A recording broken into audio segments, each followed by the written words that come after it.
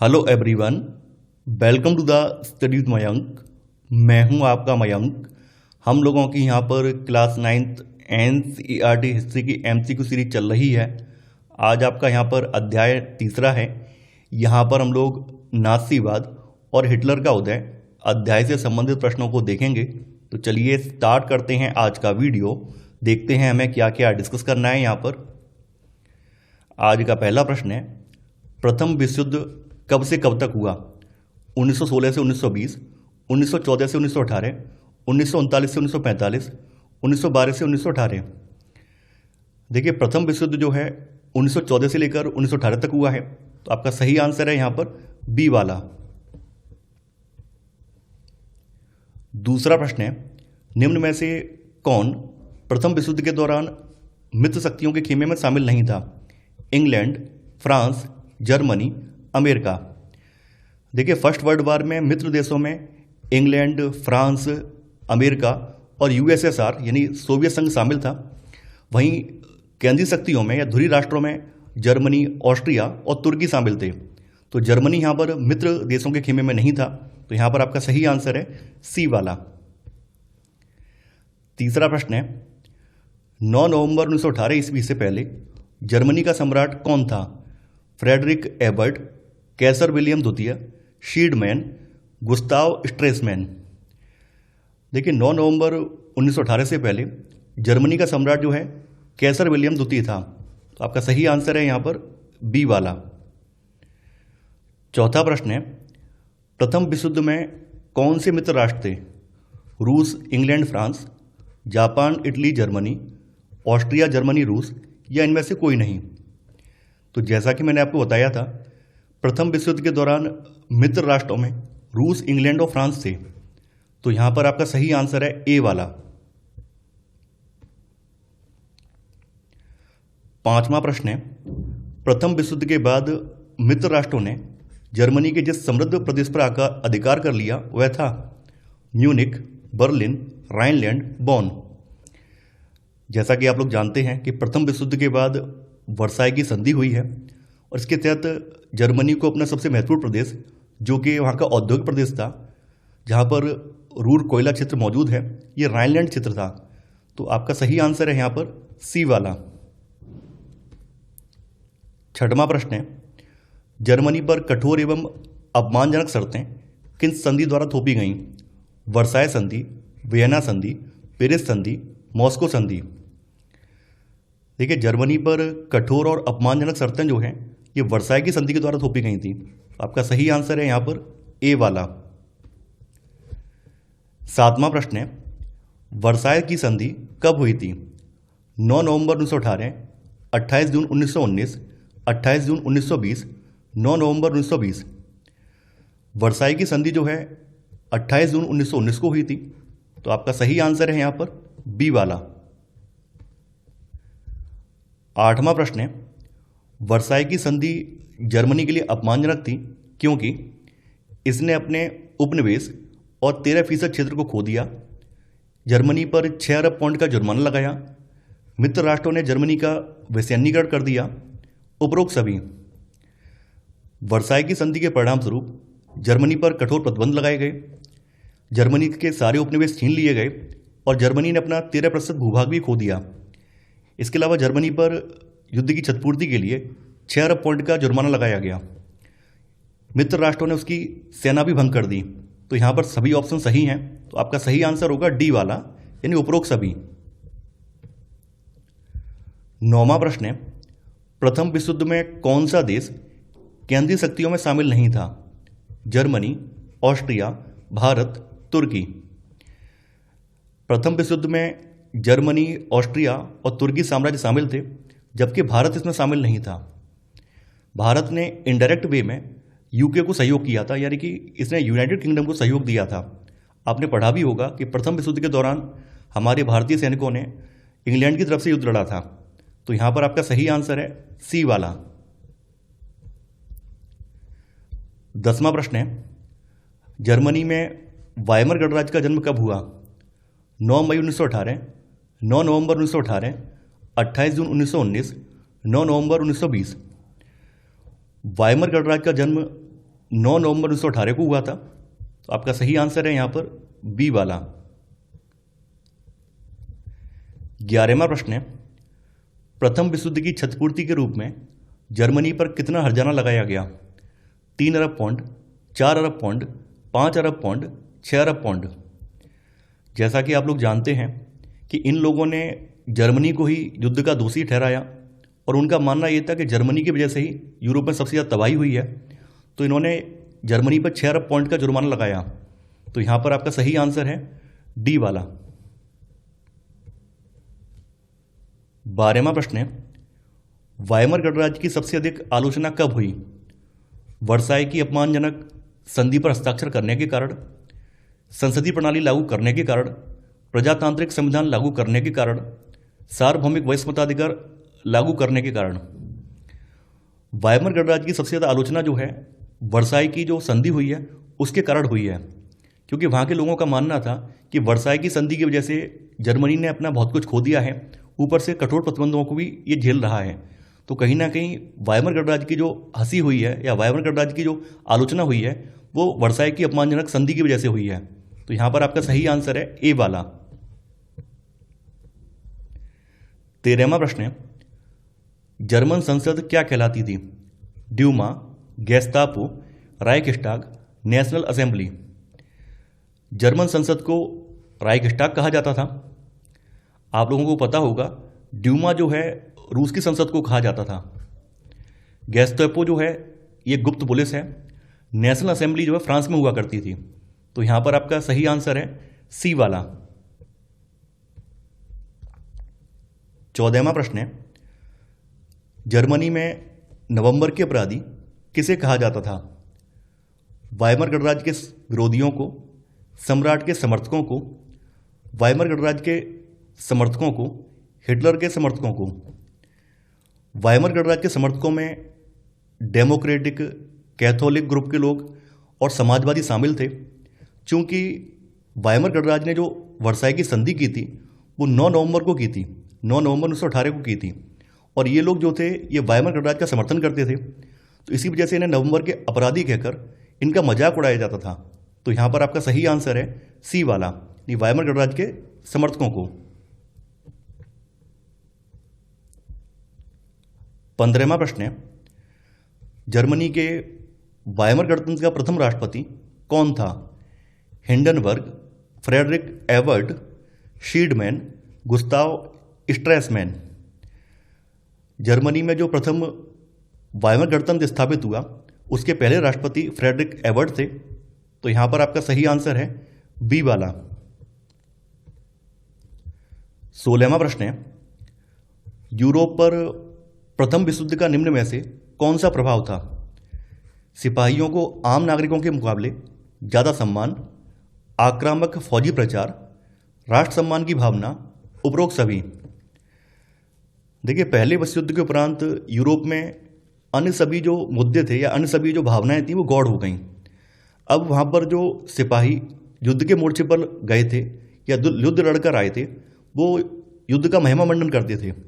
तो ऐसे करके समाज में जो सिपाही हैं इनका सम्मान ज़्यादा होने लगा, और उसी समय जो है विभिन्न देशों ने अपने अपने देश में आक्रामक फौजी प्रचार किया, फौजियों को बहुत ज़्यादा महिमामंडित किया, और कहीं ना कहीं लोगों के भीतर एक राष्ट्र सम्मान की भावना भी आ गई। यानी लोग अपने आप को गौरवान्वित फील करने लगे। उन्हें ऐसा लगता था कि युद्ध में जाकर उन्होंने देश के लिए बहुत बड़ा काम किया है, देश के लिए बहुत गर्व की बात है। तो यहाँ पर आपका सही आंसर होगा डी, यानी यहाँ पर तीनों ही ऑप्शन सही हैं। तो आंसर है आपका डी, उपरोक्त सभी। 17वां प्रश्न है, प्रथम विश्व युद्ध के बारे में निम्नलिखित में से कौन सा कथन गलत है? सैनिकों ने खाइयों में दयनीय जीवन व्यतीत किया, उन्हें जहरीली गैस का सामना करना पड़ा, वे सभी अपने देश की शान के लिए मरने के लिए तैयार थे, आक्रामक प्रचार ने युद्ध का महिमामंडन किया। ये बिल्कुल सही बात है कि सैनिकों को खंदकों में रहना पड़ता था, यानी युद्ध के मोर्चे पर अपने को छुपाने के लिए वो लोग खंदक में रहा करते थे। तो खंदक का जो जीवन था बहुत ज़्यादा दयनीय था, यानी गंदगी भी थी, खाने की आपूर्ति नहीं हो पाती थी, चूहे वगैरह वहाँ पाए जाते थे। इसके अलावा कई बार क्या होता था कि जहरीली गैस छोड़ दी जाती थी, तो उन्हें जहरीली गैस का सामना करना पड़ता था। और आक्रामक युद्ध प्रचार भी किया गया, यानी एक तरह से जो पुरुष सेना के लिए लड़ने जाते थे उनको बहुत ज़्यादा प्रिविलेज भी दिए गए। हालांकि इनमें से सभी लोग जो थे वो देश के शान के लिए मरने के लिए तैयार नहीं थे। इनमें से कुछ सिपाही ऐसे थे जो कि युद्ध से ऊब चुके थे और ये चाह रहे थे कि युद्ध बंद हो जाए। तो यहाँ पर आपका सी वाला जो है गलत हो जाएगा। तो आपका सही आंसर है यहाँ पर सी। 18वां प्रश्न है, जर्मनी में स्पार्टकस लीग की मुख्य मांग क्या थी? राजशाही की पुनर्स्थापना, हिटलर को तानाशाह बनाना, जर्मनी में सोवियत ढंग की सरकार बनाना, जर्मनी को ऑस्ट्रिया से अलग करना।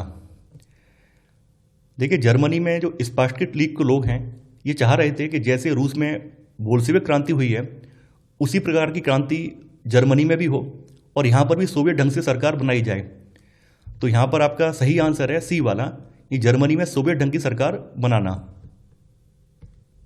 19वां प्रश्न है, वायमर गणराज्य में फ्री कोर क्या था? मुक्त दासों का एक समूह, पुराने सैनिकों का एक संगठन, कर अदायगी से छूट पाए किसानों का समूह, मुक्त युद्धबंदियों का एक समूह। देखिए, जैसा कि आप लोग जानते हैं कि जर्मनी में लगातार जो स्पार्टकस लीग थी ये डिमांड कर रही थी कि यहाँ पर भी बोल्शेविकों ने जैसे क्रांति की है वैसे यहाँ पर भी क्रांति हो। तो यहाँ के वायमर सरकार ने क्या किया, इनको कुचलने के लिए एक फ्री कोर नाम का संगठन है जो कि पुराने सैनिकों का संगठन है, इसका सहारा लिया था। तो यहाँ पर आपका सही आंसर है बी वाला। 20वां प्रश्न है, जर्मनी में किस घटना से राजनीतिक रेडिकलवादी विचारों को बल मिला? प्रथम विश्व युद्ध में जर्मनी की पराजय से, 1923 के आर्थिक संकट से, रूस में 1917 की बोल्शेविक क्रांति से, प्रथम विश्व युद्ध के भड़कने से। चूंकि जर्मनी के बहुत सारे भूभाग छीन लिए गए थे, इसका जो प्रमुख औद्योगिक प्रदेश है उस पर कब्जा कर लिया गया था। इसके अलावा वर्साई की संधि के तहत इस पर 6 अरब पाउंड का जुर्माना भी लगाया गया था। तो जर्मनी जो है अपना जो हर्जाना है या जुर्माना जो है वो अपने सोने के रिजर्व से भर रहा था। 1923 तक आते आते हालात इतने ज़्यादा खराब हो गए थे कि इनका जो गोल्ड रिजर्व था ये खत्म होने वाला था। तो ऐसे में जर्मनी ने मना कर दिया है कि भाई हम अब धनराशि नहीं लौटा पाएंगे। तो यहाँ पर जब 1923 का जो आर्थिक संकट आया है उसी आर्थिक संकट के समय वायमर गणराज्य की बहुत ज़्यादा आलोचना होने लगी। तो उसी समय जो राजनीतिक रेडिकलवादी जो विचार हैं ये उभर कर सामने आने लगे हैं। तो यहाँ पर आपका सही आंसर है बी वाला। 21वां प्रश्न है, जर्मनी को आर्थिक संकट से निकालने के लिए डॉब्स योजना किसने बनाई? फ्रांस, ब्रिटेन, अमेरिका, रूस। जिस समय जर्मनी में आर्थिक संकट आया है तो जर्मनी को इससे निकालने के लिए अमेरिका ने डॉब्स योजना बनाई है, जिसके तहत हर्जाने की जो भी शर्तें हैं या हर्जाने में जो भी धनराशि या जो भी कंडीशन लगाई गई हैं उनको दोबारा तय किया जाना था। तो यहाँ पर आपका सही आंसर है 21 का सी वाला। 22वां प्रश्न है, जर्मन मुद्रा को क्या कहा जाता है? लिब्रे, मार्क, फ्रैंक, पौंड। जर्मन मुद्रा को मार्क कहा जाता है। आपको पता ही होगा कि जब 1923 का संकट आया है इसने जो है भुगतान करने से या फिर हर्जाना चुकाने से मना कर दिया है। इसके बदले में फ्रांस ने इसका जो राइनलैंड रीजन है उस पर कब्जा जमा लिया है। तो इन्होंने भी प्रत्युत्तर में क्या किया है, अपनी जो मुद्रा है बहुत ज़्यादा उसकी छपाई करने लगे हैं, यानी कि अपने यहाँ पर और ज़्यादा नोटों की छपाई करने लगे हैं। इस वजह से यहाँ की जो जर्मन मुद्रा है इसका मूल्य लगातार गिरता जा रहा था और कीमतें बढ़ती जा रही थी। तो यहाँ पर आपका सही आंसर है बी वाला। 23वां प्रश्न है, 1923 में जर्मनी में आर्थिक संकट के बारे में निम्नलिखित में से कौन सा कथन सत्य है? मार्क का मूल्य गिर गया, वस्तुओं की कीमतें बहुत बढ़ गईं, वायमर गणराज्य ने आर्थिक समृद्धि लाई, या ए और बी दोनों। 1923 के जर्मनी के आर्थिक संकट में जो मार्क है यानी जर्मन की मुद्रा है इसका मूल्य गिर गया था और जो कीमती सामान था उसकी कीमतें लगातार बढ़ती जा रही थी, वस्तुओं की कीमतें लगातार बढ़ती जा रही थी। तो यहाँ पर आपका सही आंसर है डी वाला, यानी ए और बी दोनों। 24वां प्रश्न है, वायमर में हुई नेशनल असेंबली की बैठक में किस प्रकार की व्यवस्था स्थापित करने का फैसला लिया? संघीय ढांचे वाला एक लोकतांत्रिक संविधान, सरकार का एक साम्यवादी रूप, एक शक्तिशाली राजतंत्र, या एक सैन्य राज्य। देखिए, 9 नवंबर 1918 को वायमर में जो नेशनल असेंबली की बैठक हुई है उसमें संघीय ढांचे वाले एक लोकतांत्रिक संविधान को स्थापित करने का प्रस्ताव पारित किया गया था। तो यहाँ पर आपका सही आंसर है ए वाला। 25वां प्रश्न है, जर्मनी में कम्युनिस्ट पार्टी की नींव किसने डाली? हिटलर ने, स्पार्टकिस्टों ने, पुराने सैनिकों ने, कैथोलिक गुटों ने? देखिए, जब वाइबर गणराज्य के शासकों ने फ्री कोर नामक संगठनों के जरिए स्पार्टकिस्टों को दबाने की कोशिश की है, तब इन्होंने कम्युनिस्ट पार्टी की नींव डाली है। तो यहां पर आपका सही आंसर है बी वाला। 26वां प्रश्न है, जर्मनी ने किस वर्ष हर्जाना और कर चुकाने से इनकार कर दिया? 1923, 1924, 1925, 1926? 1923 के आर्थिक संकट के दौरान जर्मनी ने जो है हर्जाना और कर चुकाने से इनकार कर दिया। तो यहां पर आपका सही आंसर है ए वाला। 27वां प्रश्न है, डॉब्स योजना क्या थी?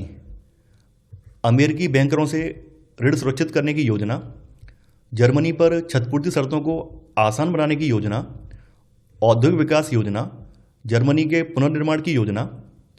डॉब्स योजना अमेरिका ने बनाई थी और ये जर्मनी पर क्षतिपूर्ति की जो शर्तें थी उनको आसान बनाने की योजना थी। तो यहां पर आपका सही आंसर है बी वाला। 28वां प्रश्न है, वह स्थिति जब कीमतें बेहिसाब बढ़ती हैं कहलाती है? अति मुद्रास्फीति, अति मुद्रा संकुचन, मुद्रा स्थिरीकरण या स्फीति? देखिए, जब कीमतें बेहिसाब बढ़ती हैं, लगातार बढ़ती चली जाती हैं, तो इसे हाइपर इन्फ्लेशन या फिर अति मुद्रास्फीति कहा जाता है। तो यहां पर आपका सही आंसर है ए वाला। 29वां प्रश्न है, संसार का सबसे बड़ा stock exchange wall street exchange कहाँ स्थित है? जर्मनी में, फ्रांस में, अमेरिका में, इंग्लैंड में?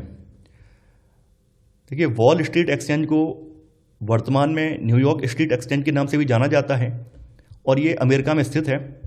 तो यहां पर आपका सही आंसर है सी वाला। 30वां प्रश्न है, महामंदी किसकी अवधि थी?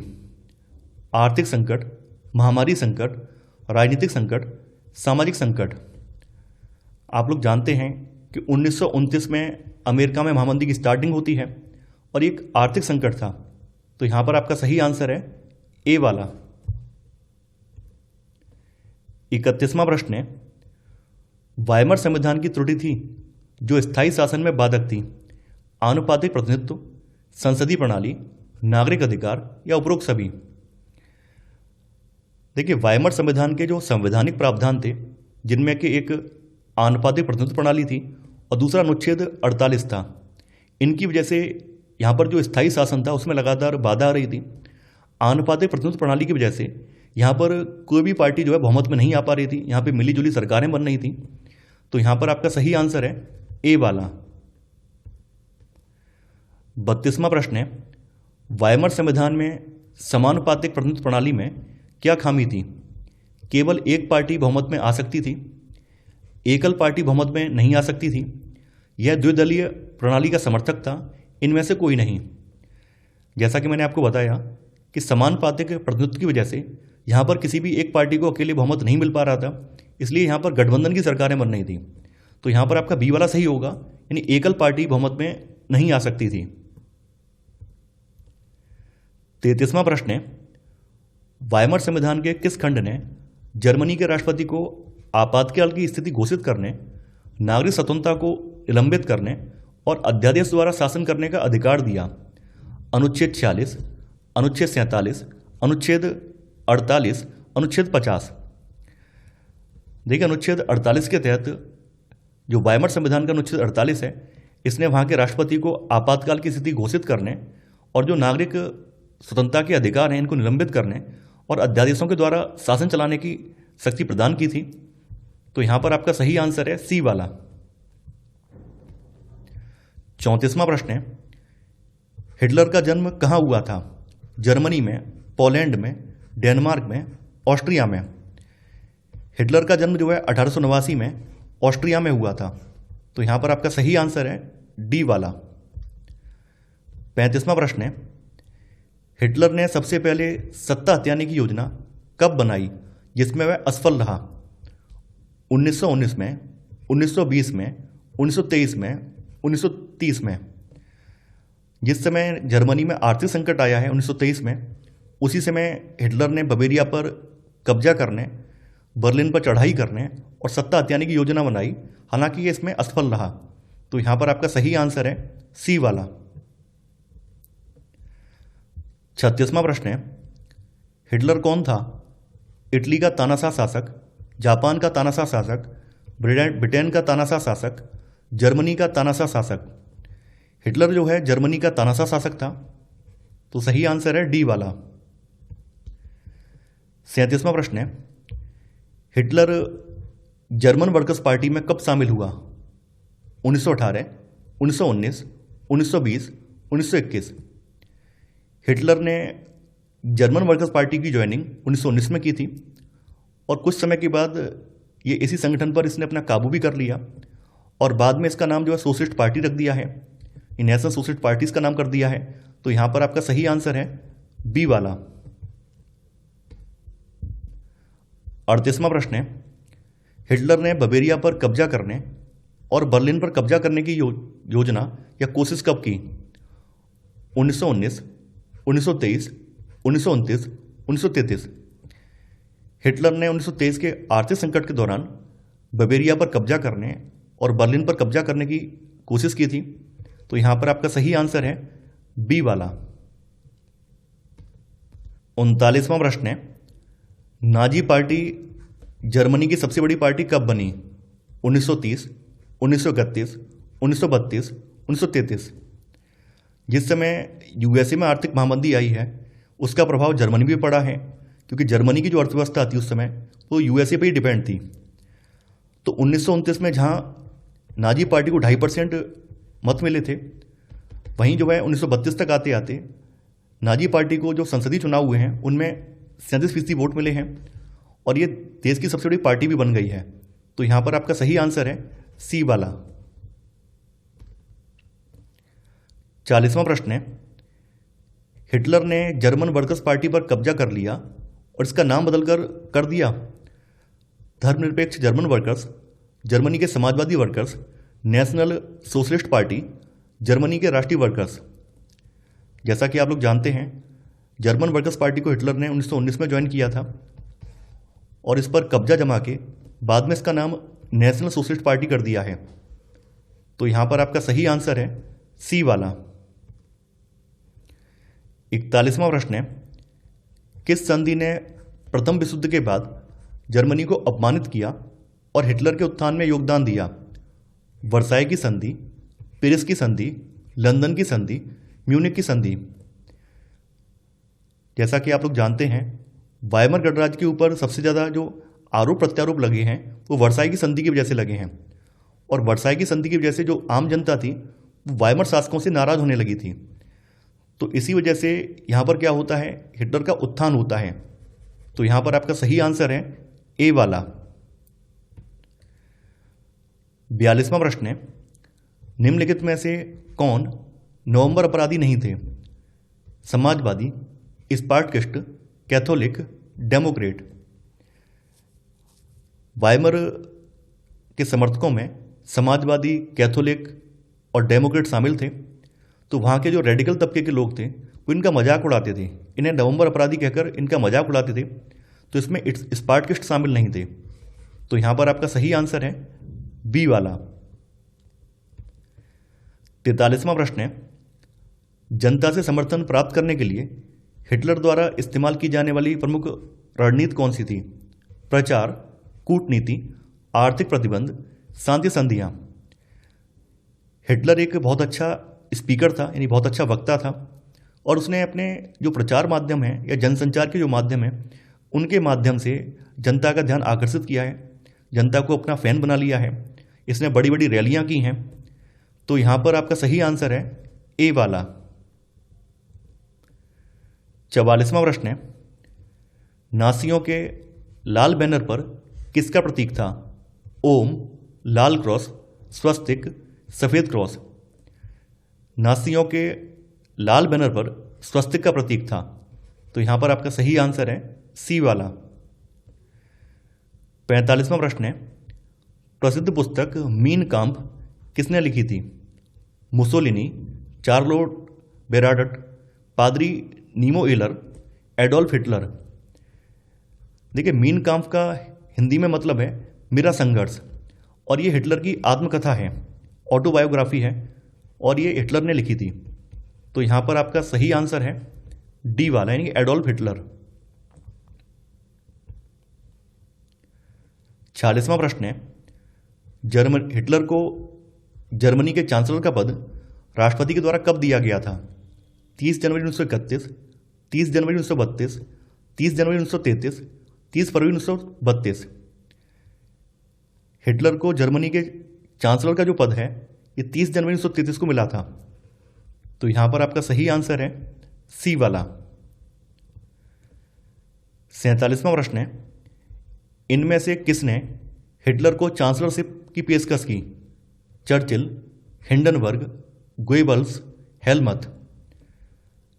देखिए, 30 जनवरी 1933 को उस समय हिंडनबर्ग जो थे वो तत्कालीन राष्ट्रपति थे, तो इन्होंने हिटलर को जो है चांसलर का पद सौंपा था। तो यहां पर आपका सही आंसर है बी वाला। 48वां प्रश्न है, हिटलर का प्रचार मंत्री कौन था? यालमार शाख्त, हिंडनबर्ग, गोएबल्स या हेलमथ। हिटलर का प्रचार मंत्री गोएबल्स था, जिसने बाद में 1945 में द्वितीय विश्व हारने के बाद हिटलर के साथ बंकर के अंदर आत्महत्या कर ली थी। तो यहां पर आपका सही आंसर है सी वाला। 49वां प्रश्न है, जर्मनी में अग्नि अध्यादेश कब जारी किया गया था? 30 जनवरी 1929 ईस्वी, 28 फरवरी 1933 ईस्वी, 30 जनवरी 1933 ईस्वी, 3 मार्च 1933 ईस्वी। जर्मन संसद राइक्सटैग में एक एक्सीडेंट हो जाता है, यहाँ पे एक हादसा हो जाता है। उस हादसे के तहत यहाँ पर आग लग जाती है, जिसके उपरांत यहाँ पर अग्नि अध्यादेश जारी किया जाता है, जिसके तहत नागरिकों की जो वाक, अभिव्यक्ति या सभा करने के जो अधिकार हैं ये निलंबित कर दिए जाते हैं, अनिश्चित काल के लिए निलंबित कर दिए जाते हैं। और एक तरह से हिटलर के लिए यहाँ पर तानाशाही का रास्ता खुल जाता है। तो ये जो अग्नि अध्यादेश है ये 28 फरवरी 1933 को लाया गया था। तो यहां पर आपका सही आंसर है बी वाला। 50वां प्रश्न है, जर्मनी में किस अधिनियम ने तानाशाही स्थापित कर दी? विशेषाधिकार अधिनियम ने, तानाशाही अधिनियम ने, साम्राज्यिक अधिनियम ने, इनमें से कोई नहीं। जर्मनी में जो इनेबलिंग एक्ट आया है, इसको विशेषाधिकार अधिनियम कहा जाता है, इसके तहत तानाशाही स्थापित की गई थी। तो यहां पर आपका सही आंसर है ए वाला। 51वां प्रश्न है, विशेषाधिकार अधिनियम इनेबलिंग एक्ट जिसके द्वारा हिटलर जर्मनी का तानाशाह बना, ये कब पारित हुआ? 30 जनवरी 1929 ईस्वी, 28 फरवरी 1933 ईस्वी, 30 जनवरी 1933 ईस्वी, 3 मार्च 1933 ईस्वी। देखिए, जो इनेबलिंग एक्ट है या फिर विशेषाधिकार अधिनियम है, ये 3 मार्च 1933 ईस्वी को पारित हुआ था, जिसके तहत हिटलर को अब जो है संसद की सलाह लेने की आवश्यकता नहीं थी। यानी इसने संसद को हाशिए पर धकेल दिया है और अध्यादेशों के जरिए शासन चलाने की यहाँ पर शक्ति प्राप्त कर ली है। तो यहाँ पर आपका सही आंसर है डी वाला। 52वां प्रश्न है, हिटलर द्वारा लिखित पुस्तक जिसमें नासीवाद के सिद्धांत दिए गए हैं कौन सी है? मेरा संघर्ष यानी मीन कैम्फ या Mein Kampf, Wealth of Nations, Spirit of Laws, Nazi तंत्र। हिटलर की जो ऑटोबायोग्राफी आत्मकथा है मेरा संघर्ष या मीन कैम्प, इसमें नासीवाद के सिद्धांत और नासीवाद की विशेषताएं इसमें बताई गई हैं। तो यहां पर आपका सही आंसर है ए वाला। 53वां प्रश्न है, जर्मनी में नासीवाद एक जनव्यापी आंदोलन कब बना? प्रथम महायुद्ध के दौरान, महामंदी के दौरान, द्वितीय विश्व युद्ध के दौरान, हिटलर की मृत्यु के बाद। जिस समय 1929 की महामंदी स्टार्ट हुई है, तो यहाँ पर लोगों का जो विश्वास है वो वाइमर गणराज्य से उठने लगा है, और यही मौका था कि नासीवाद अपना जो प्रचार है या अपनी जो विचारधारा है वो फैला पाया है। तो यहाँ पर आपका सही आंसर है बी वाला, यानी महामंदी के दौरान। 54वां प्रश्न है, हिटलर ने कौन सी विचारधारा को जन्म दिया? फासीवाद, नासीवाद, साम्यवाद, समाजवाद। हिटलर ने जो है नासीवाद की विचारधारा को जन्म दिया था। तो यहां पर आपका सही आंसर है बी वाला। 55वां प्रश्न है, 1930 के दशक में हिटलर की विदेश नीति का प्राथमिक उद्देश्य क्या था? जर्मनी का पुनः एकीकरण, जर्मन क्षेत्र का विस्तार, ब्रिटेन और फ्रांस के साथ गठबंधन को मजबूत करना, शांति और निरस्त्रीकरण को बढ़ावा देना।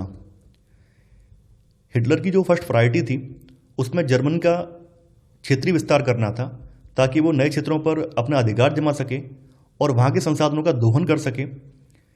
तो कहीं ना कहीं इसके अंदर जर्मनी को और विस्तारित करके एक बड़ा साम्राज्य बनाने की योजना थी। तो यहाँ पर आपका सही आंसर है बी वाला, यानी जर्मन क्षेत्र का विस्तार। 56वां प्रश्न है, 1933 में किस घटना ने हिटलर को जर्मनी में तानाशाही स्थापित करने की अनुमति दी? Night of Long Knives, Reichstag Fire, Kristallnacht, Beer Hall Putsch. देखिए, जो जर्मन संसद में अकस्मात आग लगी थी उसकी वजह से यहाँ पर हिटलर ने फिर अग्नि अध्यादेश जारी किया है, फिर उसके बाद इनेबलिंग एक्ट आया है। तो यहाँ पर राइखस्टाग फायर है, तो यहाँ पर आपका सही आंसर है बी वाला। 57वां प्रश्न है, 1923 में वाइमर गणराज्य को उखाड़ फेंकने के हिटलर के प्रयास का नाम क्या था? Night of Long knifes, Berlin की दीवार घटना, राइखस्टाग फायर, म्यूनिक पुट्स। देखिए, 1923 में हिटलर ने बवेरिया पर कब्जा करने, बर्लिन पर कब्जा करने और वाइमर गणराज्य को उखाड़ फेंकने की योजना बनाई थी। इसको इसने म्यूनिक पुट्स का नाम दिया था, यानी प्रयास जो था इसको म्यूनिक पुट्स का नाम दिया गया था। तो यहाँ पर आपका सही आंसर है डी वाला। 58वां प्रश्न है, जर्मनी में नाजी पार्टी का नेता कौन था? Adolf Hitler, Joseph Stalin, Winston Churchill, Benito Mussolini. Nazi party का नेता एडोल्फ हिटलर था, तो यहां पर आपका सही आंसर है ए वाला। 59वां प्रश्न है, नाजी पार्टी में हिटलर का डिप्टी और थोड़े समय के लिए उसका उत्तराधिकारी कौन था? Hermann Goering, Heinrich Himmler, Rudolf Hess, Albert Speer. देखिए, 1933 में रुडोल्फ हेस को हिटलर का डिप्टी और थोड़े समय के लिए इसका उत्तराधिकारी बनाया गया था। तो यहां पर आपका सही आंसर है सी वाला। 60वां प्रश्न है, हिटलर की गुप्तचर पुलिस क्या कहलाती थी? स्टॉर्म ट्रूपर्स, गेस्टापो, एसडी, ऐसी। हिटलर की जो गुप्तचर पुलिस थी उसको गेस्टापो कहा जाता था, ये गुप्तचर राज्य पुलिस थी। तो यहां पर आपका सही आंसर है बी वाला। 61वां प्रश्न है, हिटलर द्वारा स्थापित विशेष सुरक्षा और निगरानी इकाई में से कौन सी थी? हरे रंग की वर्दी और स्टॉर्म ट्रूपर्स में नियमित पुलिस बल, गेस्टापो यानी गुप्तचर राज्य पुलिस, आपराधिक पुलिस यानी एसएस, सुरक्षा सेवा एसडी, या बी और सी दोनों। देखिए, हरे रंग की वर्दी और जो स्टॉर्म ट्रूपर्स हैं ये पहले से मौजूद नियमित पुलिस थी। जब हिटलर सत्ता में आया है तो उसने गेस्टापो और जो एसएस और एसडी है इसका गठन किया है। तो यहां पर आपका सही आंसर होगा डी वाला, यानी कि बी और सी दोनों। 62वां प्रश्न है, नासी शासन को सबसे जघन्य आपराधिक राज्य होने के लिए बदनाम क्यों किया गया? गेस्टापो, एसएस और एसडी जैसी नई संगठित ताकतों को संविधानेतर शक्तियां दी गईं। लोगों को गेस्टापो यंत्रणा कक्षों में हिरासत में रख सकते थे। गिरफ्तार लोगों के लिए कोई कानूनी प्रक्रिया नहीं थी। उपरोक्त सभी। हिटलर ने ये सब जो सैन्य बल बनाए हैं, ये सब जो संस्थाएं बनाई हैं, इनका उद्देश्य क्या था? इनका उद्देश्य था विरोधियों का दमन करना, चुन चुन के विरोधियों को पकड़कर उनको मार देना। तो इनको जो है संवैधानिक शक्तियां प्रदान की गई थी, यानी असंवैधानिक शक्तियां प्रदान की गई थी, मनमाना करने की शक्ति प्रदान की गई थी। जो गेस्टापो थे ये किसी को भी उठा सकते थे, किसी को भी उठाकर अपने यंत्रणा कक्ष में डाल सकते थे। और गिरफ्तार जो लोग होते थे उनके पास कोई कानूनी प्रक्रिया नहीं थी, यानी वो अपना वकील वगैरह या जज के सामने जाकर अपना गुनाह प्रूव नहीं कर सकते थे या गुनाह से छुटकारा नहीं पा सकते थे। तो यहां पर आपका सही आंसर है डी वाला, यानी उपरोक्त सभी। 63वां प्रश्न है, नाजी पार्टी की अर्धसैनिक शाखा का नाम क्या था? गेस्टापो, स्टर्मा बेटलुंग, शुट्ज स्टाफेल या इनमें से कोई नहीं। देखिए, नाजी पार्टी की जो अर्धसैनिक शाखा है इसका नाम स्टर्मा बेटलुंग था, यानी ऐसे था। तो यहां पर आपका सही आंसर है बी वाला। 64वां प्रश्न है, हिटलर ने निम्नलिखित में से किसे आर्थिक सुधार की जिम्मेदारी सौंपी थी? ग्योबल्स, हिंडनबर्ग, यालमार शाक्त, एडम स्मिथ। देखिए, हिटलर ने जर्मनी की अर्थव्यवस्था में सुधार के लिए अर्थशास्त्री यालमार शाक्त को आर्थिक जिम्मेदारी सौंपी थी। तो यहां पर आपका सही आंसर है सी वाला। 65वां प्रश्न है, हिटलर ने जर्मनी की अर्थव्यवस्था के पुनर्निर्माण के लिए कौन से आर्थिक कार्यक्रम को शुरू किया? New Deal, Great Depression recovery plan, Marshall योजना या 4 वर्षीय योजना। जब हिटलर सत्ता में आ गया है तो इसने जर्मन अर्थव्यवस्था के पुनर्निर्माण के लिए एक 4 वर्षीय योजना तैयार की थी। तो यहां पर आपका सही आंसर है डी वाला। 66वां प्रश्न है, जर्मनी ने लीग ऑफ नेशन से खुद को कब हटा लिया? 1931, 1932, 1933, 1934। देखिए, जर्मनी ने लीग ऑफ नेशन से खुद को जो है 1933 में हटा लिया था। और लीग ऑफ नेशंस का जो गठन है वो प्रथम विश्व युद्ध के बाद किया गया था। इसका उद्देश्य यही था कि विश्व शांति बनाए रखना और भविष्य में विश्व युद्ध को रोकना। जर्मनी जो 1926 में इसको ज्वाइन किया था, लेकिन चूंकि हिटलर के आने के बाद जर्मनी ने अपना विस्तारवादी रवैया अपनाया, तो इस वजह से इसने जो है लीग ऑफ नेशन से पल्ला झाड़ लिया। तो यहां पर आपका सही आंसर है सी वाला। 67वां प्रश्न है, हिटलर की विदेश नीति की एक विशेषता क्या थी? वह 1933 में राष्ट्रसंघ से बाहर हो गया। उसने किसी भी देश पर हमला न करने का फैसला किया। उसने मित्र राष्ट्रों को धन्यवाद दिया या उपरोक्त सभी। देखिए, हिटलर जो है 1933 में जो लीग ऑफ नेशंस है इससे अलग हुआ है। अलग होने का रीजन यही था क्योंकि हिटलर की नीति जो थी साम्राज्यवादी नीति थी, अपने साम्राज्य का विस्तार करना था, जिसके लिए आक्रमण भी करना पड़ता तो भी वो भी जायज़ था। इसी वजह से ये इस संघ से बाहर हो गया है। तो यहाँ पर आपका सही आंसर है ए वाला। जैसा कि आप लोग जानते हैं कि लीग ऑफ नेशंस की स्थापना जो है 10 जनवरी 1920 को की गई थी और इसके संस्थापक सदस्यों में 42 देश शामिल थे।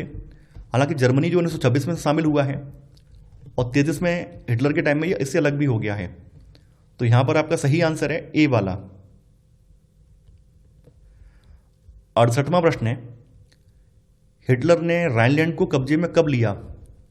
1933, 1934, 1935, 1936।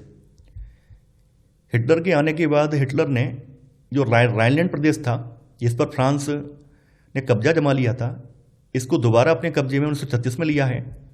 तो यहां पर आपका सही आंसर है डी वाला। 69वां प्रश्न है, एक जन एक साम्राज्य एक नेता का नारा किसने दिया था? Mahatma Gandhi, Adolf Hitler, Joseph Stalin, Robespierre. देखिए, काफ़ी ज़्यादा इंपॉर्टेंट है और ये परीक्षाओं में पूछा गया है कि ये नारा जो है एक जन एक साम्राज्य एक नेता, ये नारा किसने दिया था? ये नारा एडोल्फ हिटलर ने दिया था। ये मोस्ट इंपॉर्टेंट है, पूछा भी गया है कई बार। तो यहां पर आपका सही आंसर है बी वाला। 70वां प्रश्न है, हिटलर ने एक जन एक साम्राज्य एक नेता के नारे की आड़ में सर्वप्रथम किस क्षेत्र को जर्मनी में मिला लिया? Poland, Austria, Czechoslovakia, Hungary. Hitler ने एक जन एक साम्राज्य एक नेता का नारा देकर 1938 में ऑस्ट्रिया पर हमला कर दिया और इसे जो है अपने में मिला लिया है। तो यहां पर आपका सही आंसर है बी वाला। 71वां प्रश्न है, हिटलर द्वारा कब्जा किया गया जर्मन भाषी सुडेंटलैंड प्रांत किसका हिस्सा था? Poland, Lithuania, Czechoslovakia, France. देखिए, हिटलर ने चेकोस्लोवाकिया का जो सुडेंटलैंड प्रांत था, जो कि जर्मन भाषी प्रांत था, पहले इसको अपने कब्जे में लिया है और बाद में फिर पूरे चेकोस्लोवाकिया को अपने कब्जे में ले लिया है। तो यहां पर आपका सही आंसर है सी वाला। 72वां प्रश्न है, दूसरे देशों और क्षेत्रों पर कब्जा करने की नाजी नीति को क्या कहा जाता था? ब्लिट्जक्रीग, तुष्टीकरण, एनसलस, विस्तारवाद। देखिए, इस नीति को नाजी भाषा में एनसलस कहा जाता था। तो यहां पर आपका सही आंसर है सी वाला। 73वां प्रश्न है, पोलैंड पर आक्रमण करने से पहले हिटलर ने किस देश के साथ गठबंधन किया था? सोवियत संघ, इटली, जापान, संयुक्त राज्य अमेरिका। ये भी काफ़ी ज़्यादा महत्वपूर्ण है और ये भी कई बार परीक्षाओं में पूछा गया है। जैसा कि आप लोग जानते हैं, पोलैंड पर आक्रमण करते ही दूसरे विश्व युद्ध की स्टार्टिंग हो जाती है। उससे पहले हिटलर ने जो है सोवियत संघ के साथ 23 अगस्त 1939 को संधि की थी। ये संधि जो 23 अगस्त 1939 को हुई थी, इसको मोलोतोव रिबेनट्रॉप पैक्ट कहा जाता है। तो यहाँ पर आपका सही आंसर है ए वाला, यानी सोवियत संघ। 74वां प्रश्न है, द्वितीय विश्व युद्ध किस घटना के कारण शुरू हुआ? स्विट्जरलैंड पर जर्मन आक्रमण, पोलैंड पर जर्मन आक्रमण, जर्मनी पर रूस का आक्रमण, पर्ल हार्बर में जापान का जहाज डूबना। देखिए, जर्मनी ने 1 सितंबर 1939 को पोलैंड पर आक्रमण कर दिया। इसी के साथ सेकेंड वर्ल्ड वॉर स्टार्ट हो जाता है। तो यहां पर आपका सही आंसर है बी वाला। 75वां प्रश्न है, नाजी जर्मनी ने सबसे पहले एक क्षेत्र में जर्मनों की एकाग्रता, इसका प्रयोग किस देश में किया था? Poland, France, Czechoslovakia, England. देखिए, ये एक तरह का इनका प्लानिंग थी या एक तरह से इनकी नीति थी। इसका मतलब ये था कि सभी जो अपनी सैन्य ताकत है उसको हम किसी एक क्षेत्र पर ही पहले अप्लाई करेंगे। तो इसका सबसे पहली बार इस्तेमाल जो है इन्होंने पोलैंड पर किया था और इसी के साथ सेकेंड वर्ल्ड वॉर स्टार्ट हो गया था। तो यहाँ पर आपका सही आंसर है ए वाला। 76वां प्रश्न है, ऐसा स्थान जहाँ बिना किसी कानूनी प्रक्रिया के लोगों को कैद रखा जाता है कहा जाता है? Barrack, home camp, concentration camp, detention centre. देखिए, ऐसा स्थान जहाँ पर किसी भी व्यक्ति को बिना किसी कानूनी प्रक्रिया के रखा जाता है उसे कंसंट्रेशन कैंप कहा जाता है। तो यहाँ पर आपका सही आंसर है सी वाला। 77वां प्रश्न है, जर्मनी पर पोलैंड का आक्रमण तथा दूसरे विश्व युद्ध की शुरुआत कब हुई? 15 मार्च 1939, 23 अगस्त 1939, 1 सितंबर 1939, 27 सितंबर 1940। देखिए, जर्मनी पर जो पोलैंड का आक्रमण हुआ है वो 1 सितंबर 1939 को हुआ है और इसी के साथ जो सेकेंड वर्ल्ड वॉर है ये भी स्टार्ट हो गया है। 15 मार्च 1939 को इन्होंने जो है, जर्मनी वालों ने जो है, जो चेकोस्लोवाकिया का जो प्रांत था, चेकोस्लोवाकिया का जो सुडेटलैंड प्रांत था, उस पर कब्जा किया था। 23 अगस्त 1939 को उन्होंने सोवियत संघ के साथ संधि की थी। तो यहां पर आपका सही आंसर है सी वाला। 78वां प्रश्न है, द्वितीय विश्व युद्ध के दौरान हिटलर का मुख्यालय किस शहर में था? Berlin, Munich, Vienna, Nuremberg. Second World War के टाइम हिटलर का जो मुख्यालय था वो बर्लिन में था। तो यहां पर आपका सही आंसर है ए वाला। 79वां प्रश्न है, सोवियत संघ के साथ मोलोटोव रिबेनट्रॉप संधि पर हस्ताक्षर करने के बाद हिटलर ने किस देश पर आक्रमण किया? फ्रांस, पोलैंड, बेल्जियम, सोवियत संघ। जैसा कि आप लोग जानते हैं, मोलोटोव रिबेनट्रॉप जो संधि है इस पर 23 अगस्त 1939 को जर्मनी ने जो है रूस के साथ या सोवियत संघ के साथ हस्ताक्षर किए थे। इसके बाद फिर 1 सितंबर 1939 को पोलैंड पर आक्रमण भी कर दिया है। तो यहां पर आपका सही आंसर है बी वाला। 80वां प्रश्न है, द्वितीय विश्व युद्ध के दौरान त्रिपक्षीय संधि किन देशों के मध्य हस्ताक्षरित हुई? जर्मनी, इटली और जापान, जर्मनी, ऑस्ट्रिया और बुल्गारिया, इंग्लैंड, फ्रांस और यूएसए, जर्मनी, जापान और रोमानिया। देखिए, सेकेंड वर्ल्ड वॉर के दौरान 1940 में जर्मनी, इटली और जापान के बीच में एक त्रिपक्षीय संधि हस्ताक्षरित हुई थी। तो यहां पर आपका सही आंसर है ए वाला। 81वां प्रश्न है, जर्मनी, जापान और इटली के बीच त्रिपक्षीय संधि कब हस्ताक्षरित की गई थी? 15 मार्च 1939, 23 अगस्त 1939, 1 सितंबर 1939, 27 सितंबर 1940। देखिए त्रिपक्षीय संधि जो है 27 सितंबर 1940 को की गई थी, तो यहां पर आपका सही आंसर है डी वाला। 62वां प्रश्न है, निम्नलिखित में से किस घटना ने यूएसए को द्वितीय विश्व युद्ध में शामिल होने के लिए प्रेरित किया? पूर्वी यूरोप पर हिटलर का हमला, यहूदियों के नरसंहार की हिटलर की नीति, इंग्लैंड और फ्रांस की लाचारी, पर्ल हार्बर में अमेरिकी बेस पर जापान का हमला। देखिए इस बार भी सेकेंड वर्ल्ड वॉर के टाइम पर यूएसए ये चाह रहा था कि इस युद्ध से हम बचे रहें, और उसने कोशिश भी की कोई हस्तक्षेप ना किया जाए। लेकिन चूंकि त्रिपक्षीय संधि में जापान, इटली और जर्मनी इनके हस्ताक्षर हो चुके थे, तो जापान ने ये प्रयास किया है कि यूरोप में जर्मनी आगे बढ़ रहा है तो हमें भी अपने पूर्व में अपना दबदबा कायम करना चाहिए। तो इसने जो इंडो चाइना रीजन पर क्षेत्र पर अधिकार कर लिया है। साथ ही साथ ये पूर्व में बढ़ने की होड़ में इसने जो अमेरिका का नौसैन्य बेस था पर्ल हार्बर, इस पर अटैक भी कर दिया है। तो इसी के साथ अमेरिका ने जो है सेकेंड वर्ल्ड वॉर में एंट्री मार दी है। तो यहां पर आपका सही आंसर है डी वाला। 83वां प्रश्न है, जापान द्वारा संयुक्त राज्य अमेरिका के सैन्य बेस पर्ल हार्बर पर हमला कब किया गया? 22 जून 1941, 23 जून 1941, 7 दिसंबर 1941, 8 दिसंबर 1939। देखिए ये बहुत इंपॉर्टेंट है और आपको ध्यान भी रखना है।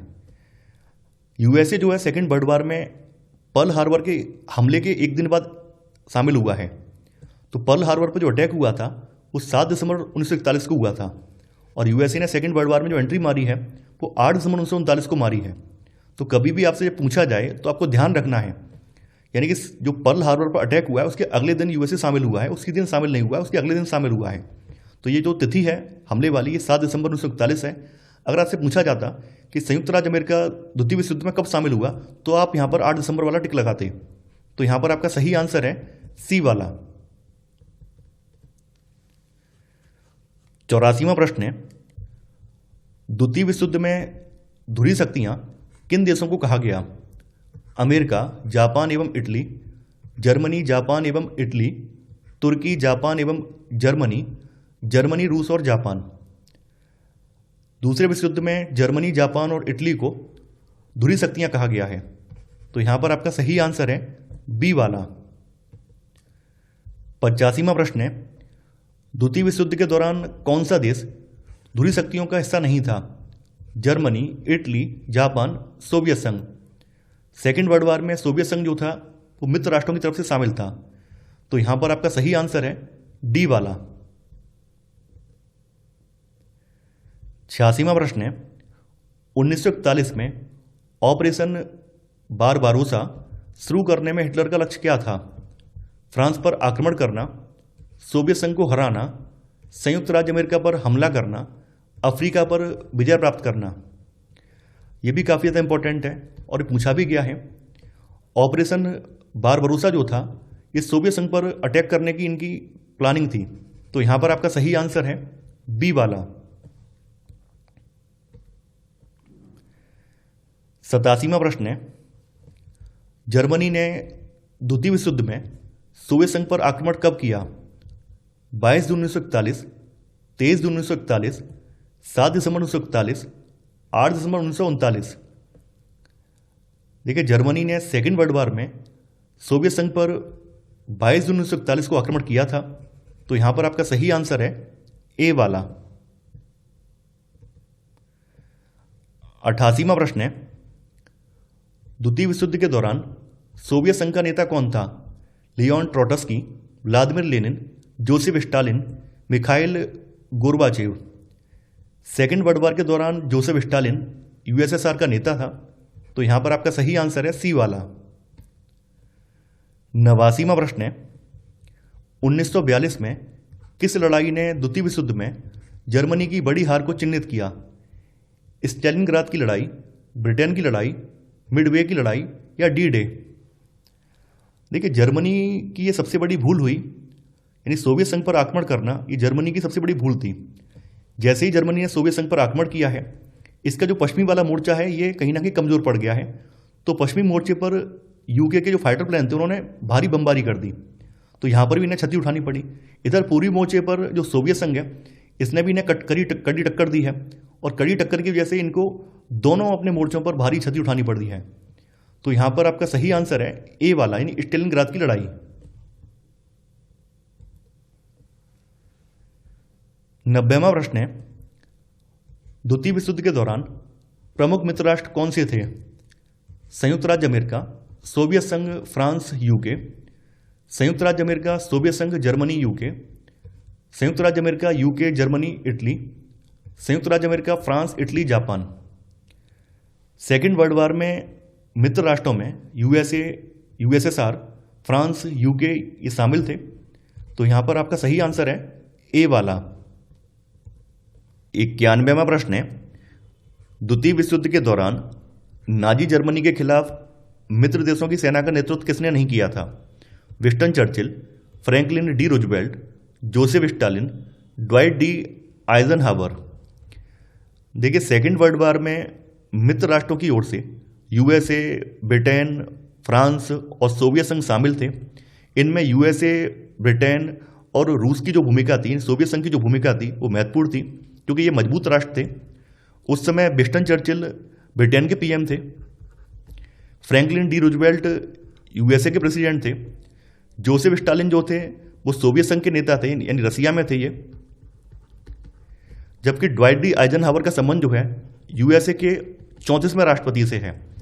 इनका कार्यकाल जो 1953 से लेकर 61 के बीच में रहा है, यानी ये जो है सेकेंड वर्ल्ड वॉर से संबंधित नहीं है। तो आपका यहां पर सही आंसर है डी वाला। 92वां प्रश्न है, सोवियत सेना ने जर्मनी को अपमानजनक हार कहां दी थी? Nuremberg, Versailles, Stalingrad, Pearl Harbor. देखिए, सोवियत सेना ने जर्मनी को स्टेलिनग्राद में अपमानजनक हार दी थी, और यहां पर इनके लाखों की संख्या में सैनिक मारे गए थे। सोवियत की लाल सेना ने इनको खदेड़ते हुए इनको इनके देश तक पहुंचा दिया था, यानी इनको बर्लिन तक पहुंचा दिया था। तो यहां पर आपका सही आंसर है सी वाला। 93वां प्रश्न है, हिटलर की ऐतिहासिक भूल क्या थी और क्यों? 1941 में सोवियत संघ पर हमला हिटलर की ऐतिहासिक भूल थी। उसने अपने पश्चिमी मोर्चे को ब्रिटिश हवाई बमबारी के लिए उजागर कर दिया। सोवियत लाल सेना ने स्टेलिनग्राद में जर्मनी को कुचलने वाली अपमानजनक हार दी, या उपरोक्त सभी? 1941 में जब सोवियत संघ पर हिटलर ने हमला किया है तो ये उसकी ऐतिहासिक भूल साबित हुई है। देखिए, इसका रीजन ये था, अगर आप यूरोप का मैप उठाकर देखें तो इस तरह से जर्मनी पड़ता है। जर्मनी के पूर्व में यहाँ पर यूएसएसआर है, यानी सोवियत संघ है। इस साइड में फ्रांस पड़ता है, इधर जो है ब्रिटेन यानी यूके था। तो जब इसने पूर्व में इस साइड में हमला किया है, यानी यूएसएसआर की तरफ हमला किया है, तो इसका जो पश्चिमी मोर्चा था वो कमजोर हो गया है। इसी बात का फायदा उठाकर जो ब्रिटेन के बमवर्षक विमान है, इन्होंने यहाँ पर भारी बमबारी की, इन पश्चिमी हिस्से पर भारी बमबारी की है, जिससे कि लाखों की संख्या में सैनिक मारे गए हैं।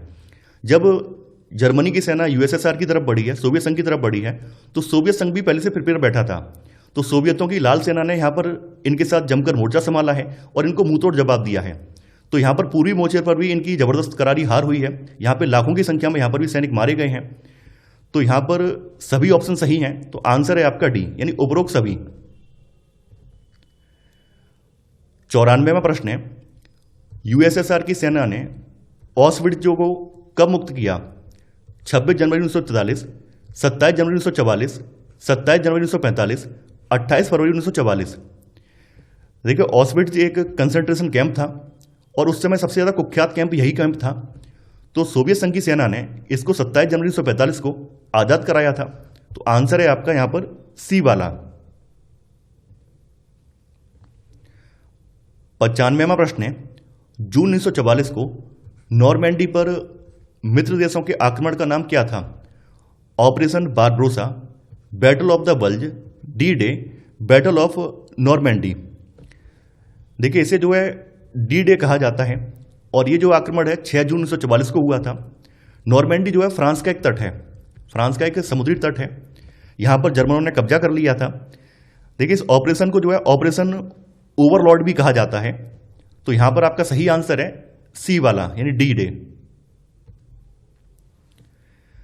96वां प्रश्न है, नाजी अत्याचारों के दौरान कौन सा कंसंट्रेशन कैंप हॉलोकास्ट का प्रतीक बन गया? ऑसविट्ज, बुचेनवाल्ड, डचाऊ, ट्रेम्बलिका। जैसा कि मैंने बताया था, उस समय का सबसे कुख्यात कैंप ऑसविट्ज था, तो ये उस समय हॉलोकॉस्ट का प्रतीक बन गया था। हॉलोकॉस्ट का मतलब होता है महाध्वंस। तो यहां पर आपका सही आंसर है ए वाला। 97वां प्रश्न है, जर्मनी ने मित्र राष्ट्रों के सामने समर्पण कब किया? मई 1945, जून 1943, अगस्त 1947, जनवरी 1942। जर्मनी ने 7 मई 1945 को मित्र राष्ट्रों के सामने समर्पण किया है और इसी के अगले दिन यानी 8 मई को युद्ध विराम हो गया है, सेकेंड वर्ल्ड वॉर बंद हो गया है। तो यहां पर आपका सही आंसर है ए वाला। 98वां प्रश्न है, निम्न में से किस देश ने मई 1945 में मित्र राष्ट्रों के सामने बिना शर्त आत्मसमर्पण कर दिया, जिससे यूरोप में द्वितीय विश्व युद्ध का अंत हो गया?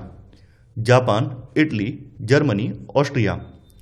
देखिए, जर्मनी ने बिना किसी कंडीशन के आत्मसमर्पण कर दिया था, तो यहां पर आपका सही आंसर है सी वाला।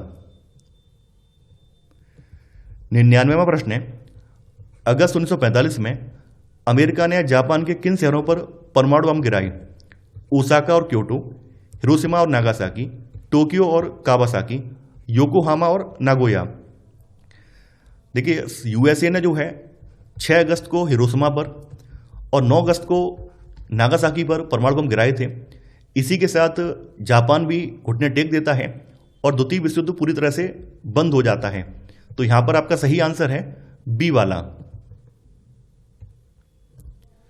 100वां प्रश्न है, द्वितीय विश्व युद्ध में आत्मसमर्पण करने वाला अंतिम धुरी राष्ट्र कौन सा था?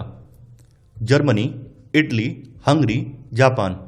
जैसा कि आप लोग जानते हैं, जापान पर जब यूएसए ने परमाणु बम गिराए हैं, इसी के बाद जापान ने सरेंडर कर दिया है, तो यह अंतिम राष्ट्र था। तो यहां पर आपका सही आंसर है डी वाला। 101वां प्रश्न है, अंतर्राष्ट्रीय सैनिक अदालत की स्थापना क्यों की गई थी? नाजी युद्धबंदियों पर मुकदमा चलाने के लिए, हिटलर के विरुद्ध लड़ने के लिए, रूस की विस्तारवादी नीति का विरोध करने के लिए, उपनिवेशों में हुए अत्याचारों के लिए। देखिए, अंतर्राष्ट्रीय सैनिक अदालत की स्थापना नाजी युद्धबंदियों पर मुकदमा चलाने के लिए की गई थी, तो यहां पर आपका सही आंसर है ए वाला। 102वां प्रश्न है, द्वितीय विश्व युद्ध के अंत में जब जर्मनों ने मित्र राष्ट्रों के सामने आत्मसमर्पण कर दिया, तो अंतर्राष्ट्रीय सैन्य न्यायाधिकरण कहां स्थापित किया गया था? Versailles, Auschwitz, Nuremberg, Weimar. देखिए, अंतर्राष्ट्रीय सैन्य न्यायाधिकरण जो है ये न्यूरेमबर्ग में स्थापित किया गया था, तो यहां पर आपका सही आंसर है सी वाला। 103वां प्रश्न है, नस्ली अलगाव और भेदभाव की नाजी नीति का नाम क्या था? आर्यन राष्ट्र, न्यूरेमबर्ग कानून, अंतिम समाधान, लेबेन्सत्राउम। जैसा कि आप लोग जानते हैं, नस्ली अलगाव और भेदभाव करने के लिए इन्होंने जो है 1935 में न्यूरेमबर्ग कानून बनाया था, जिसके तहत यहूदियों का गैर यहूदियों में या जर्मनों के साथ विवाह संबंध वर्जित कर दिया गया था और विवाहितर संबंधों पर भी प्रतिबंध लगा दिया गया था। इसके अलावा जो यहूदी थे उनको झंडा फहराने पर, इन राष्ट्रीय ध्वज फहराने पर मनाही लगा दी गई थी। तो यहां पर आपका सही आंसर है बी वाला, यानी न्यूरेमबर्ग कानून। 104वां प्रश्न है, हिटलर का विश्व दृष्टिकोण के संदर्भ में कौन सा कथन सही है? सभी समाज बराबर नहीं थे, ब्लॉन्ड नीली आंखों वाले नॉर्डिक जर्मन आर्य सबसे ऊपर थे, आर्यों के कट्टर दुश्मन यहूदी थे, उपरोक्त सभी। देखिए, हिटलर के नज़रिए में सभी समाज बराबर नहीं थे। उसकी नज़र में जो ब्लॉन्ड नीली आंखों वाले नॉर्डिक जर्मन आर्य हैं ये सबसे ऊपर थे, जबकि यहूदी जो थे सबसे निकृष्ट या सबसे निचले पायदान पर थे। और इसकी नज़र में ये जो है आर्यों के यानी कि जर्मनी वालों के कट्टर दुश्मन भी थे। तो यहां पर आपका आंसर होगा डी वाला, यानी उपरोक्त सभी। 105वां प्रश्न है, नासी जर्मनी में कौन सी नस्ल सबसे बेहतर आंकी जाती थी? यहूदी, रूसी, नॉर्डिक आर्य, पोलिश। जैसा कि मैंने बताया, हिटलर की विचारधारा में नॉर्डिक आर्य जो थे वो सबसे ऊपर थे। तो यहां पर आपका सही आंसर है सी वाला। 106वां प्रश्न है, मध्यकाल में यहूदियों के लिए निम्न में से कौन सा कथन सत्य है? उन्हें ज़मीन खरीदने के अधिकार से वंचित कर दिया गया। ईसाई लोग उन पर हमले करते थे। वे मुख्य रूप से व्यापार और पैसों का लेन देन करते थे। उपरोक्त सभी। देखिए, मध्यकाल में यहूदियों को ज़मीन का मालिक बनने की मनाही थी, यानी वो ज़मीन के मालिक नहीं बन सकते थे। इसके अलावा चूंकि ईसाई धर्म में ये मान्यता है कि ईसा मसीह की हत्या यहूदियों ने की थी, इस वजह से ईसाई लोग इनसे दुर्व्यवहार करते थे, इन पर हमले करते थे। मध्यकाल में यहूदी लोग जो थे ये मुख्य रूप से व्यापार करते थे और पैसों का लेन देन करते थे। इसी वजह से ईसाई इन्हें सूदखोर कहा करते थे। तो यहां पर आपका सही आंसर है डी वाला, यानी उपरोक्त सभी। 107वां प्रश्न है, किसी समुदाय को दूसरे समुदाय से अलग रखना कहलाता है घेटो, शिविर, कंसंट्रेशन, उपरोक्त सभी। देखिए, जब हम किसी समुदाय को दूसरे समुदाय से अलग रखते हैं या उसकी बस्तियों को हम बिल्कुल एक अलग कर देते हैं, अलग थलग कर देते हैं, तो उसे घेटो कहा जाता है। ये दड़बाबंदी इसको कहा जाता है। तो यहां पर आपका सही आंसर है ए वाला। 108वां प्रश्न है, निम्नलिखित में से किसने सबसे पहले सर्वाइवल ऑफ द फिटेस्ट सिद्धांत का प्रस्ताव रखा था? Charles Darwin, Herbert Spencer, Adolf Hitler, Isaac Newton. देखिए, सबसे पहले हर्बर्ट स्पेंसर ने सर्वाइवल ऑफ द फिटेस्ट का विचार रखा था। तो यहां पर आपका सही आंसर है बी वाला। 109वां प्रश्न है, हिटलर की विचारधारा का दूसरा पहलू लेमेस्त्राउन किससे संबंधित था? जर्मनी के आर्थिक विकास से, सामाजिक सद्भाव से, महिला सशक्तिकरण से, जीवन परिधि की भूराजनीतिक अवधारणा से। देखिए, लेमेस्त्राउन का संबंध जीवन परिधि की भूराजनीतिक अवधारणा से था। हिटलर का मानना यह था कि जितना ज़्यादा वो क्षेत्रों पर कब्जा जमाएगा उसके कई सारे फायदे होंगे। एक तो उनके आर्थिक संसाधनों का दोहन कर पाएगा, दूसरी बात वहाँ के जो नागरिक हैं, अपने जो जर्मन के नागरिक हैं, उन्हें वहाँ पर बसा पाएगा। तो भविष्य में जो जर्मनी के नागरिक हैं, अगर कोई वारदात होगी या कोई युद्ध होगा तो अपनी मातृभूमि के साथ उनका लगाव रहेगा, तो उसे जो है कूटनीतिक तौर पर, रणनीतिक तौर पर वहाँ पर जीत हासिल करने में आसानी होगी। तो यहाँ पर आपका सही आंसर है डी वाला, यानी जीवन परिधि की भूराजनीतिक अवधारणा से। 110वां प्रश्न है, हिटलर की लेमेस्त्राउन विचारधारा की पहली प्रयोगशाला कौन सा देश बना? सोवियत संघ, पोलैंड, फ्रांस, इटली। जैसा कि आप लोग जानते हैं, हिटलर ने जो है 1 सितंबर 1939 को पोलैंड पर सबसे पहले आक्रमण किया था। इसी के साथ सेकेंड वर्ल्ड वॉर स्टार्ट हो जाता है। तो पोलैंड जो था वो सबसे पहली प्रयोगशाला बना था। तो यहां पर आपका सही आंसर है बी वाला। 111वां प्रश्न है, यहूदियों और अन्य अल्पसंख्यकों को खत्म करने की हिटलर की योजना का क्या नाम था? ऑपरेशन बारबरोसा, ब्लिट्जक्रेग, अंतिम समाधान, क्रिस्टिना चट। देखिए, यहूदियों और अन्य जो अल्पसंख्यक थे इनको खत्म करने की जो योजना थी, इसको हिटलर ने अंतिम समाधान का नाम दिया था। तो यहां पर आपका सही आंसर है सी वाला। 112वां प्रश्न है, नासियों के अनुसार कौन लोग वांछनीय थे? शुद्ध और स्वस्थ नॉर्डिक आर्यन, जर्मन सैनिक जिन्होंने क्षेत्रीय विस्तार में मदद की, भिन्न प्रकार की जर्मन पुलिस, यहूदी और अन्य अल्पसंख्यक। देखिए, नासियों की नज़र में शुद्ध और स्वस्थ नॉर्डिक आर्यन ही वांछनीय थे। तो यहां पर आपका सही आंसर है ए वाला। 113वां प्रश्न है, नॉर्डिक जर्मन आर्यन कहाँ के रहने वाले थे? उत्तर अमेरिका, दक्षिण अमेरिका, पूर्वी एशिया, उत्तरी यूरोप। देखिए, नॉर्डिक जर्मन आर्यन जो थे वो उत्तरी यूरोप के रहने वाले थे। तो यहां पर आपका सही आंसर है डी वाला। 114वां प्रश्न है, नस्ल के नाजी विचारों को सही ठहराने के लिए सामाजिक विज्ञान शुरू किया गया था, नस्ली विज्ञान शुरू किया गया था, जैविक विज्ञान शुरू किया गया था, नैतिक विज्ञान शुरू किया गया था। जैसा कि मैंने आपको पढ़ाया भी है कि हिटलर ने शिक्षा के चित्र में आमूलचूल परिवर्तन किए और बच्चों के पाठ्यक्रम में, स्कूली बच्चों के पाठ्यक्रम में नस्ली विज्ञान के नाम से एक नया विषय शामिल कर दिया ताकि नाजी विचारों को सही ठहराया जा सके। तो यहां पर आपका सही आंसर है बी वाला। 115वां प्रश्न है, 1938 में कौन सी घटना नाजियों द्वारा जर्मनी और ऑस्ट्रिया में यहूदियों पर हिंसक हमले का प्रतीक थी? क्रिस्टिना चट, डी डे, पर्ल हार्बर हमला, म्यूनिक नरसंहार। देखिए, यहां पर इस घटना को क्रिस्टिना चट कहा जाता है। ये 8 और 9 नवंबर की रात को घटित हुई थी। 8 या 9 नवंबर 1938 की रात में घटित हुई थी। और इसमें क्या किया गया था, इसमें जो यहूदी हैं, यहूदियों के जो घर वगैरह हैं, उनकी दुकानें वगैरह हैं या उनके जो पूजा स्थल हैं, उनके शीशे तोड़ दिए गए थे। तो इसको जो है नाइट ऑफ ब्रोकन ग्लास या फिर इसको क्रिस्टलना चट भी कहा जाता है। तो यहां पर आपका सही आंसर है ए वाला। 116वां प्रश्न है, निम्नलिखित में से किस समूह के खिलाफ जर्मनी ने नरसंहार युद्ध छेड़ा था? यहूदी और राजनीतिक विरोधी, जिप्सी और पोलिश नागरिक, मानसिक और शारीरिक अक्षम, या उपरोक्त सभी। देखिए, जर्मनी ने जो इनके विरोधी थे, जिनमें यहूदी और राजनीतिक विरोधी थे, इनके खिलाफ, जिप्सी और पोलिश नागरिकों के खिलाफ, और जो मानसिक और शारीरिक अक्षम थे, इन सब के खिलाफ जो है नरसंहार युद्ध छेड़ा था। तो यहां पर आपका सही आंसर है डी वाला, यानी उपरोक्त सभी। 117वां प्रश्न है, नाथजी स्कूली शिक्षा में शामिल नहीं था। नस्ली विज्ञान का अध्ययन, सामाजिक समानता, हिटलर के प्रति वफादारी, खेलों में हिंसा और आक्रामकता।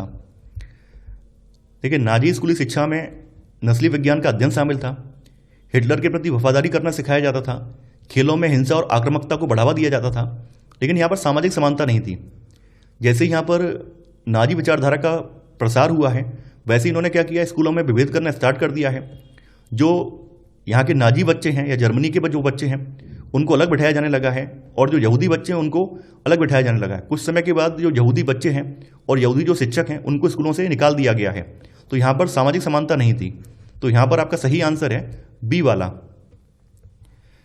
118वां प्रश्न है, 14 वर्ष से कम आयु के बच्चों के लिए नासी युवा संगठनों को क्या कहा जाता था? Nazi Youth Wing, Labour Service, Jungvolk, Hitler Youth. देखिए, 14 वर्ष से कम आयु के जो बच्चे थे, उनके युवा संगठन को युंग फोक कहा जाता था। तो यहां पर आपका सही आंसर है सी वाला। 119वां प्रश्न है, नासी यूथ लीग की स्थापना कब हुई थी? 1910, 1914, 1920, 1922। नासी यूथ लीग की स्थापना जो है 1922 में हुई थी, और 4 साल बाद इसका नाम बदलकर हिटलर यूथ लीग कर दिया गया। तो यहां पर आपका सही आंसर है डी वाला। 120वां प्रश्न है, महिलाओं के बारे में नासी जर्मनी की सोच क्या थी? पुरुषों और महिलाओं के बीच समानता की लड़ाई गलत थी, लड़कियों को नस्ल की गुणवत्ता बनाए रखना था, और अपने बच्चों को नाजी छाप शिक्षा सिखानी थी। उनकी भूमिका में आर्य संस्कृति और नस्ल की भूमिका शामिल थी, उपरोक्त सभी। देखिए, नाजी विचारधारा में जो महिलाएं हैं, तो महिलाओं के अधिकारों की बात या महिला पुरुष की जो समानता की बात, ये गलत थी। और यहाँ पर नाजी विचारधारा में ये हिटलर ने अपील की थी कि यहाँ की जो लड़कियाँ हैं वो गैर जर्मनी वाले लोगों के साथ, या फिर कह सकते हैं यहूदी या फिर अन्य जो अल्पसंख्यक लोगों के साथ संबंध ना बनाएं या किसी प्रकार के संबंध ना रखें, और इनकी भूमिका केवल और केवल बच्चे पैदा करने तक की थी, यानी ये अपने बच्चों को नाजी छाप की शिक्षा सिखाएं। इसके अलावा यहाँ पर बोला गया कि इनकी भूमिका में आर्य संस्कृत और नस्ल की भूमिका शामिल थी, यानी कहने का मतलब ये था कि ये आर्य संस्कृत की वाहक थी, और इनसे यही अपेक्षा की गई थी कि ये किसी प्रकार के संबंध यहूदियों से ना रखें और शुद्ध नस्ल के बच्चे पैदा करें। तो यहाँ पर आपका सही आंसर है डी वाला, यानी उपरोक्त सभी। 121वां प्रश्न है, युंग फोक क्या था? विशिष्ट जर्मन सेवा, एक नाजी युवा संगठन, जर्मन युवाओं द्वारा खेला जाने वाला एक खेल, एक जर्मन सांस्कृतिक संगठन। युंग फोक एक नाजी युवा संगठन था, एक 14 साल से कम उम्र के बच्चों का एक संगठन था। तो यहां पर आपका सही आंसर है बी वाला। 122वां प्रश्न है, नासियों ने गैस चैम्बरों को क्या नाम दिया था? हत्या मशीन, समाधान क्षेत्र, क्रांतिकारी मैदान, संक्रमण मुक्ति क्षेत्र। देखिए, नासियों ने जो गैस चैम्बर बनाए थे उनको संक्रमण मुक्ति क्षेत्र का नाम दिया था। तो यहां पर आपका सही आंसर है डी वाला। 123वां प्रश्न है, इवैक्यूएशन शब्द का नासी जर्मनी में क्या अर्थ था? यहूदियों की अलग बस्ती बनाना, लोगों को गैस चैम्बरों में ले जाना, बिना किसी कानूनी प्रक्रिया के गिरफ्तार करना, विकलांगों की हत्या करना। देखिए, इवैक्यूएशन का वैसे तो अंग्रेजी में अर्थ होता है खाली करना, लेकिन यहाँ पर नासी जर्मनी के संदर्भ में इसका अर्थ था लोगों को गैस के चैम्बरों तक ले जाना। तो यहाँ पर आपका सही आंसर है बी वाला। 124वां प्रश्न है, नाजियों ने किस समूह के लोगों को सर्वाधिक सताया और अपमानित किया? जिप्सी, पोलिश, यहूदी, रूसी। देखिए, नाजियों ने यहूदियों का जनसंहार किया, इनको सबसे ज़्यादा सताया और इनको अपमानित किया। तो यहाँ पर आपका सही आंसर है सी वाला। 125वां प्रश्न है, यहूदियों के प्रति घृणा फैलाने के लिए नासियों की कुख्यात फिल्म कौन सी थी? अंतिम समाधान, गुप्त कानून, द एटर्नल जू, द ईवल जू। देखिए उस समय एक मूवी थी द एटर्नल जू। इसके जरिए नासियों ने जो जू के खिलाफ, यानी कि जू का मतलब जो यहूदी हैं, जूस, जिनको जूस कहा जाता है, इनके खिलाफ नफरत फैलाने का काम किया था, घृणा फैलाने का इस मूवी के जरिए काम किया था। तो यहां पर आपका सही आंसर है सी वाला। 126वां प्रश्न है, नस्लीय रूप से शुद्ध जर्मनी के हिटलर के दृष्टिकोण को क्या कहा जाता था? लेवेंस्त्राउम, आर्यन राष्ट्र, अंतिम समाधान, मास्टर रेस। देखिए नस्लीय रूप से शुद्ध जर्मनी के जो हिटलर का दृष्टिकोण था, इसको मास्टर रेस कहा जाता था। तो यहां पर आपका सही आंसर है डी वाला। 127वां प्रश्न है, हिटलर ने यहूदियों को खत्म करने की नीति को क्या नाम दिया? ऑपरेशन बारबरोसा, अंतिम समाधान, ब्लिट्जक्रेग, क्रिस्टलनाचट। देखिए हिटलर ने यहूदियों को खत्म करने की जो नीति थी, इसको अंतिम समाधान का नाम दिया। तो यहां पर आपका सही आंसर है बी वाला। 128वां प्रश्न है, नासियों ने किसके लिए यूथनेरिया कार्यक्रम चलाया? मानसिक और शारीरिक विकलांगों के लिए, नासी विरोधियों के लिए, स्पार्टकिस्ट के लिए, रूसी लाल सेना के लिए। देखिए नासियों ने जो जर्मनी के मानसिक और शारीरिक विकलांग नागरिक थे या अधिकारी थे, इनको मारने के लिए यूथनेरिया कार्यक्रम चलाया था। तो यहां पर आपका सही आंसर है ए वाला। 129वां प्रश्न है, नासी दौर के लोगों के सपनों को थर्ड रीच ऑफ ड्रीम्स नामक पुस्तक के रूप में प्रकाशित किसने किया? न्यूम्यूलर, शार्लट बेराट, हिटलर, हिंडनबर्ग। देखिए शार्लट बेराट एक यहूदी थे और इन्होंने उस समय के जो अत्याचार हो रहे थे, तो उन्हें अपनी डायरी में लिखा। तो उन्हें जो है लोगों के सपनों के रूप में अपनी डायरी में नोट करते गए और बाद में इन्होंने थर्ड रीच ऑफ ड्रीम्स के नाम से पुस्तक प्रकाशित की, जिसमें इन्होंने इन सबको प्रकाशित किया। तो यहां पर आपका सही आंसर है बी वाला। 130वां प्रश्न है, पूरी दुनिया होलोकॉस्ट शब्द को विशेष रूप से निम्नलिखित में से किस देश के साथ देखती है? जर्मनी, मिस्र, चीन, मैक्सिको।